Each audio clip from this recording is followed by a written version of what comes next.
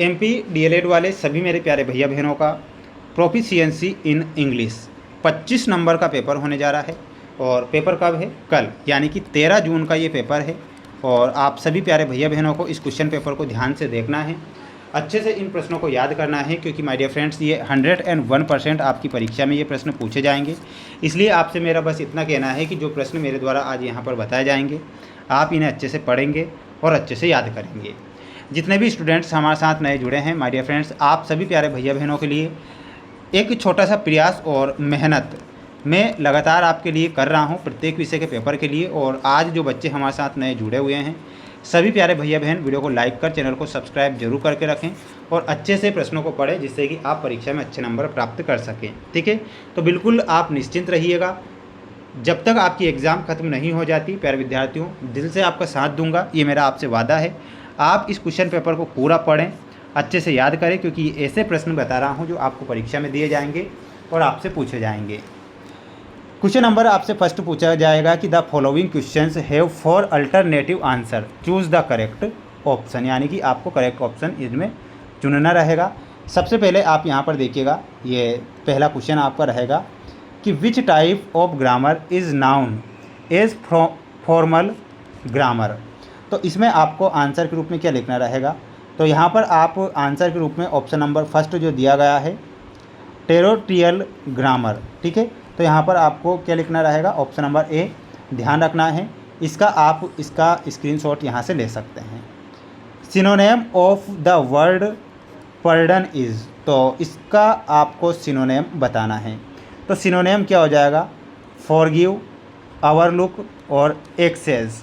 तो यहाँ पर all of the above correct करना है। क्या करना है? ऑल ऑफ द एबोव जो होगा आपका करेक्ट आंसर होगा, तो ऑप्शन नंबर डी ध्यान रखना है।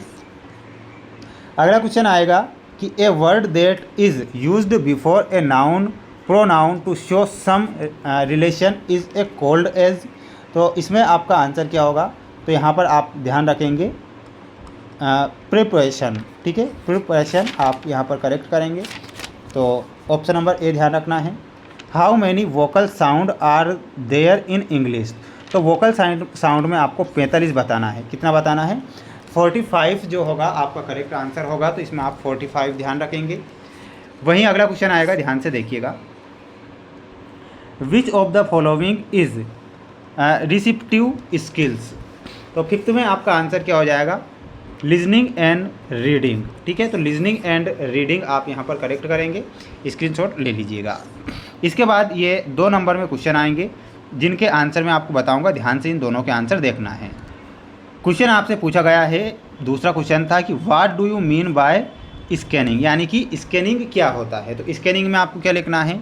Scanning is a rapid reading technique used to locate specific information within to text without reading every word instead of a absorbing of a over meaning the reader is a eyes move quickly over the page to find keyword date names और numbers.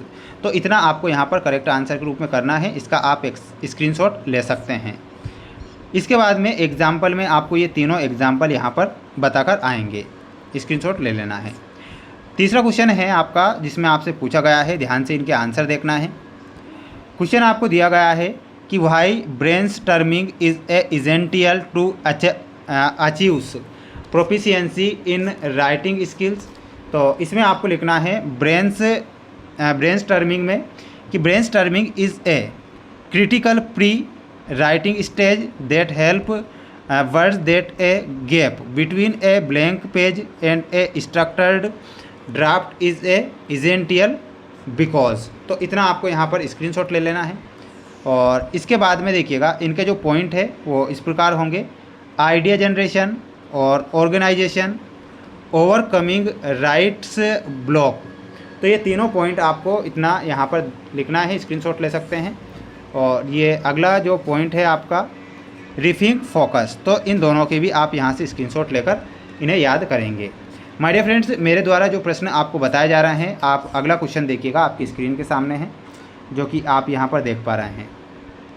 चौथा question है कि what are the main causes had a writing defect, write any 4 cases. तो चौथा, पाँचवा और छठवा, सातवें का आप स्क्रीनशॉट लेकर माय डियर फ्रेंड्स इनके आंसर कहाँ से निकालेंगे, आप चैट जीपीटी से आंसर निकाल सकते हैं इनके, और चैट जीपीटी के माध्यम से भी आंसर निकाल लेना, गूगल से भी मिल जाएंगे। और ये 4 नंबर में क्वेश्चन आएंगे, 8वां और 9वां, तो इनका भी आप क्या करें, एक स्क्रीनशॉट लेकर इन सभी प्रश्नों को याद करेंगे। जो बच्चे हमारे साथ नए जुड़े हुए हैं सभी बच्चों से बस मेरा इतना कहना है कि ओनली सिर्फ मैं आपके लिए एक छोटा सा प्रयास कर रहा हूँ। हालांकि आप जानते हैं मैं लगातार प्रत्येक विषय के लिए मेहनत कर रहा हूँ, तो आप सभी प्यारे भैया बहन चैनल को सब्सक्राइब जरूर करके रखें। ये पेपर था, और इसके बाद जो अगला जो सेट पेपर है आपकी स्क्रीन के सामने आप देख रहे हैं, ऑप्शन सेट नंबर डी है ये। तो ये सेट डी मैं आपको नेक्स्ट वीडियो में बहुत जल्द बताने जा रहा हूँ, तो सेट डी भी आपको देखना है और याद करना है। चैनल पर नए हैं चैनल को सब्सक्राइब जरूर करें। जय हिंद।